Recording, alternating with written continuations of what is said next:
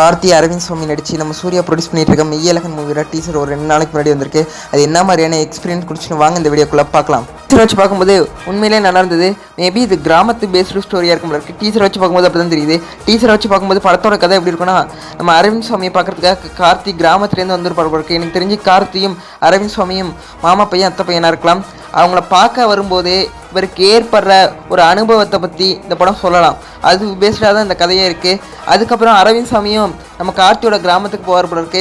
இப்படி அவங்க 2 பேருக்குள்ளே ஏற்படுற அனுபவத்தை பற்றி தான் இந்த படம் சொல்லணும்னு நினைக்கிறேன். கிராமத்து பேஸ்டு ஸ்டோரியாக இருக்கிறதுனால தமிழுக்கு அவ்வளோ இம்பார்ட்டன்ட் கொடுத்துருக்காங்க. படத்தோட டீசருக்கே கிளைவோட்டம் அப்படின்னு சொல்லி தமிழில் தான் டீசருக்கு பேர் வச்சுருக்காங்க. அது மட்டும் இல்லாமல் புரட்டாசி 27 சொல்லி ரிலீஸ் டேட்டையும் தமிழ் மாதத்திலே வச்சுருக்காங்க. இது வச்சு பார்க்கும்போது தமிழுக்கும் இந்த படத்துக்கும் ஒரு மிகப்பெரிய சம்மந்தம் இருக்குன்னு நினைக்கிறேன். எனக்கு தெரிஞ்சு கார்த்தி அரவிந்த் சாமிக்கும் ஒரு சூப்பர் ஹிட் படமாக இந்த படம் அமைய போகுதுன்னு நினைக்கிறேன். நீங்கள் எத்தனை பேர் அது மாதிரி நினைக்கிறீங்கன்னு சொல்லி கமெண்ட்னு சொல்லுங்கள். பாய்.